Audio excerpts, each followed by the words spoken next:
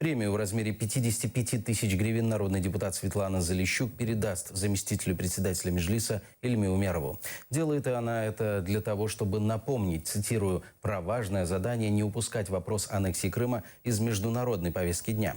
Нардеп была награждена премией Фонда памяти Анны Линд в Стокгольме, в Швеции. Она вручается активистам, журналистам и политикам, которые борются за права человека. Мені вручили цю невелику премію, це 20 тисяч шведських крон.